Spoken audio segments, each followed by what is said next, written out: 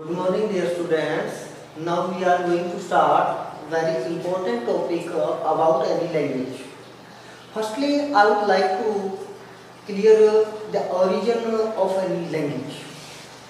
सबसे पहले मैं ये बात स्पष्ट करना चाहूँगा कि किसी भी भाषा का उद्गम कैसे होता है। जैसे आम जीवन में सिंस आवर बर्थ, हमारे जन्म से लेके टिल डेथ, जितने भी शब्द, जितने भी वर्ड्स, जो डायलेक्ट्स, जितनी बोली है भाषा की अपनी लोकल है, यानी में भी कोई भी वर्ड जब हम बोलते हैं तो उसको उद्गारित करते समय जिस ऑस्पेक्ट से, जिस इंग्रेडिएंट्स की, जिस अवयव की हमें ज़रूरत पड़ती है, उन सभी का समावेश होकर ही एक भाषा का निर्माण होता है।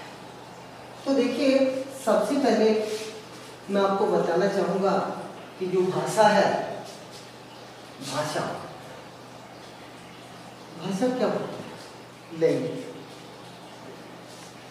हिंदी में आपने पढ़ा होगा, भाषा वह साधन है जिसके द्वारा हम अपने विचारों को दूसरों के समक्ष लेकर या बोलकर प्रस्तुत करते हैं, या दूसरों के शब्दों को हम भलीभांति समझ सकते हैं।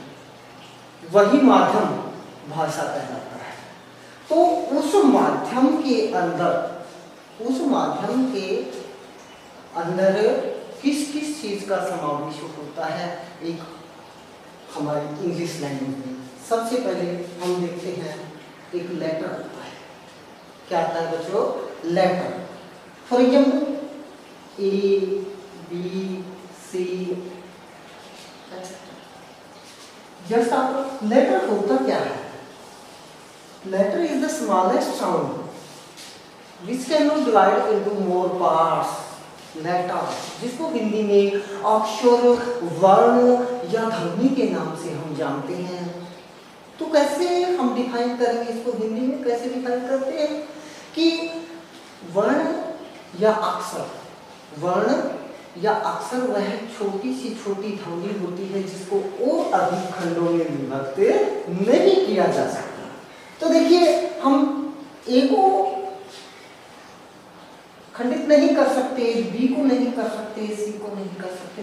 इस प्रकार ए टू जेड और आर कॉल्ड लेटर्स। इन सभी को क्या कहते हैं हम? लेटर्स। इनको और अधिक खंडों में हम विभक्त नहीं कर सकते।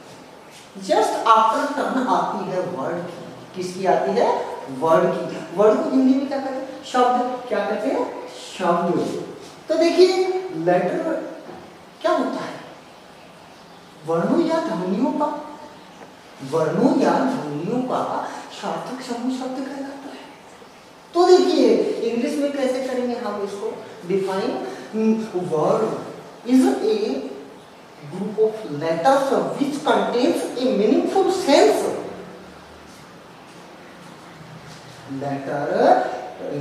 Word is a group of letters which contains a meaningful sense.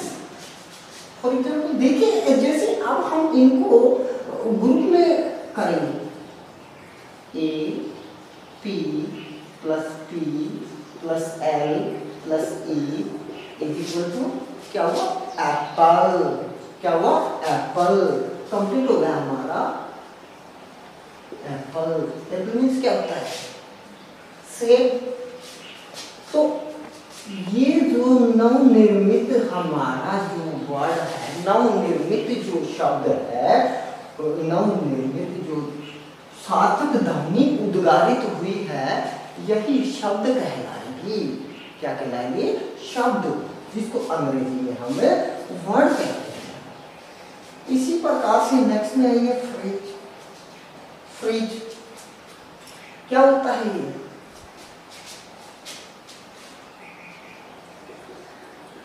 Letter व अक्षर, वर्ड व शब्द, और फ्रेज हुआ वाक्यांश। क्या हुआ? वाक्यांश। इसी प्रकार से क्लोज हुआ।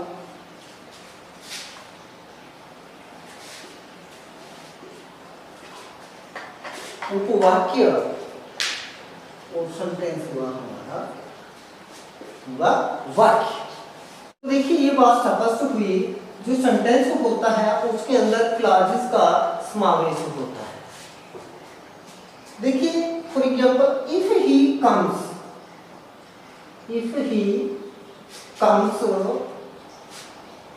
टू मी,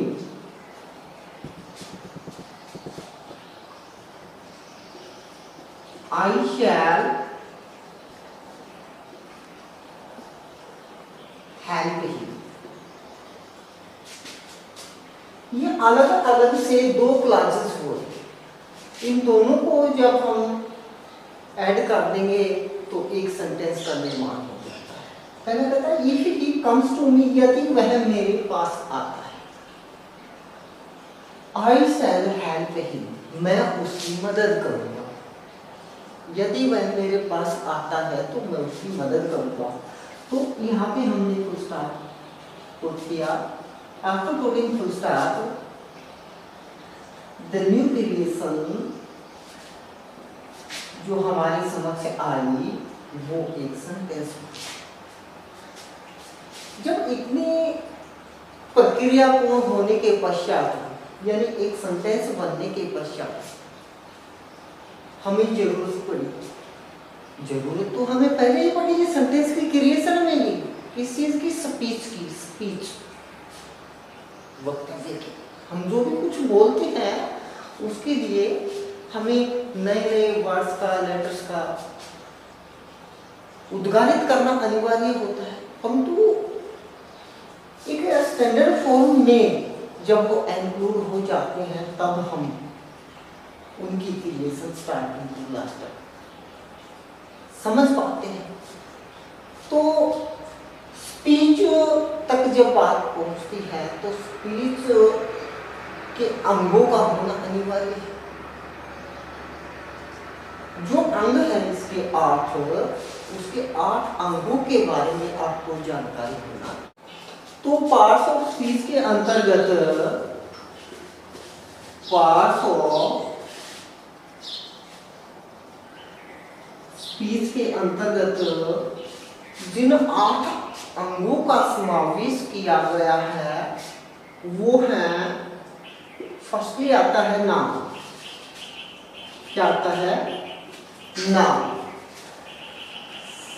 सेकेंडली है pronoun.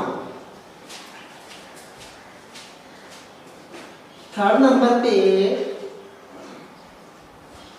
Adjective. Fourth number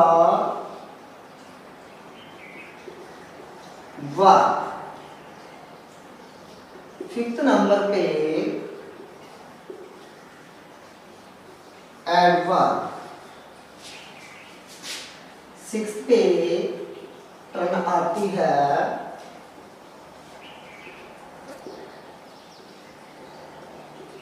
conjunction. Seventh पे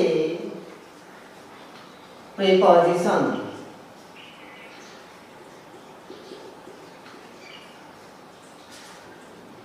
एट्थ पे टर्न आती है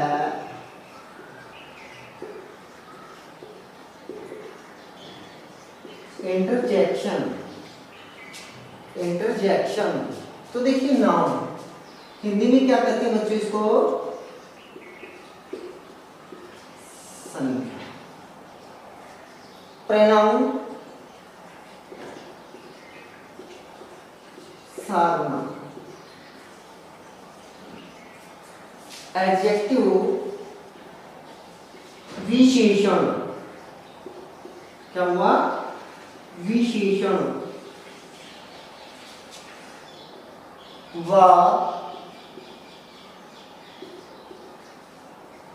क्रिया। एडवर्ब क्रिया विशेषण।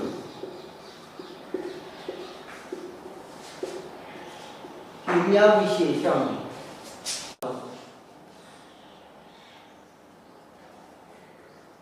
संयोजक शब्द। प्रीपोजिशन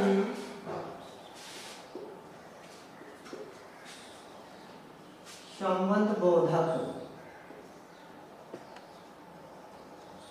संबंध बोधक, और इंटरजेक्शन होता है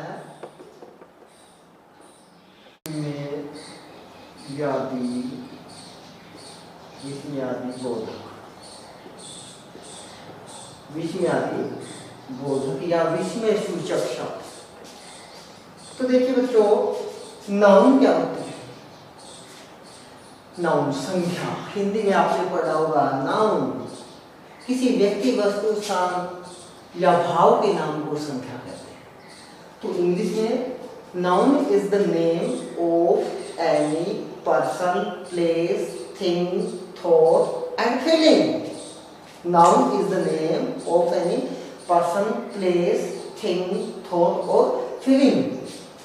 फॉर एग्जाम्पल देखिए, noun is the name of a person, person के लिए एनी में भी पर्सन नेम। राम है, मोहन है, सीता है, गीता है, एनी में भी। प्लेस नेम, दिल्ली है,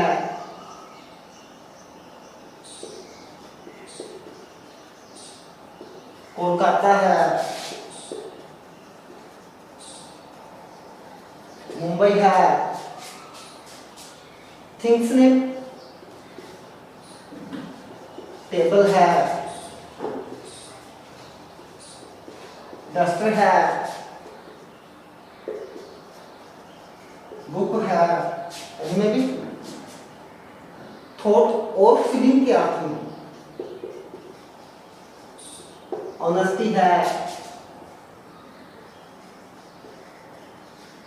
ब्रेवरी है,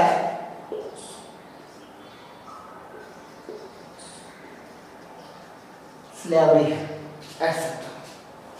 तो इन सभी के नाम किस चीज में सम्मिलित होते हैं? इन सभी के नामों का मिला जुला जो समूह है उसको हम संज्ञा के नाम से जानते हैं। किसके नाम से? नाम के नाम से जानते हैं। दूसरा प्रनाम, जिसको आप हिंदी में सर्वनाम कहते हैं। क्या कहते हैं? सर्वनाम। इंग्लिश में क्या होता है? प्रनाम, प्रनाम, सर्वनाम। सर्वनाम जहां कहीं पर किसी सेंटेंस में इसी के नाम को सर्वनाम कहते हैं। हम संज्ञा के नाम को ही, जैसे किसी person, place, things and thought and feeling का नाम किसी सेंटेंस में आया, उसी के रेफरेंस में हम लोग को बात कहनी है, तो वहां पे he, his, him, you, your, you, they, their, them etcetera जब हम यूज करते हैं उसी के स्थान के ऊपर, तो वो प्रोनाउन बन जाता है। Pronoun is a word which is used on the place of a noun. Pronoun is a word which is used on the place of a noun. एक संज्ञा के स्थान पर प्रयुक्त होने वाला शब्द ही सर्वनाम कहलाता है। Examples clear? He, she, it, that, they are, them, you, you are, you, etc. ये सारे के सारे प्रोनाउंस के अंतर्गत आते हैं। एडजेक्टिव, विशेषण। विशेषण क्या होता है? हिंदी में हमने पढ़ा जो शब्द संज्ञा या सर्वनाम की विशेषता प्रकट करे, या संज्ञा या सर्वनाम की विशेषता प्रकट करने वाले शब्द विशेषण कहलाते हैं। इंग्लिश में the word that is used to qualify a noun और a pronoun and add something in the meaning of them,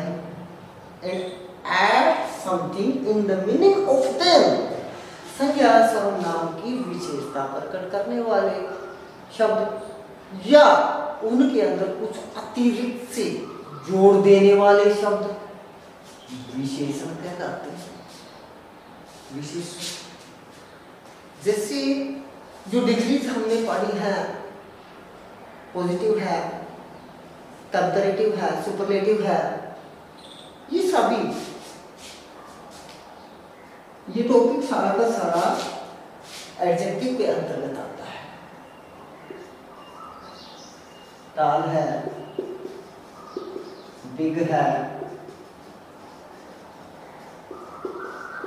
beautiful, thin, etcetera.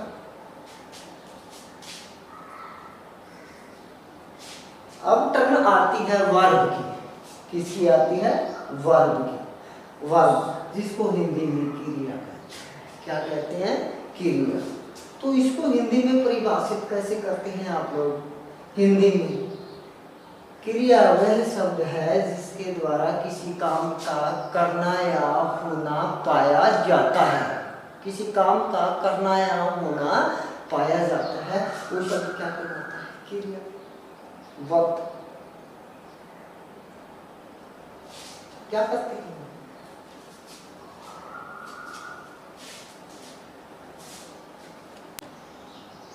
Well my dear students, आज हमने 3 पार्ट्स की एडजेक्टिव तक, बाकी जो 4th to 8th हम next video में करेंगे। और नेक्स्ट वीडियो देखने के लिए आप सभी इस चैनल को अवश्य सब्सक्राइब कर देंगे, ताकि अगले वीडियो का नोटिफिकेशन आप तक पहुंच सके। Thank you.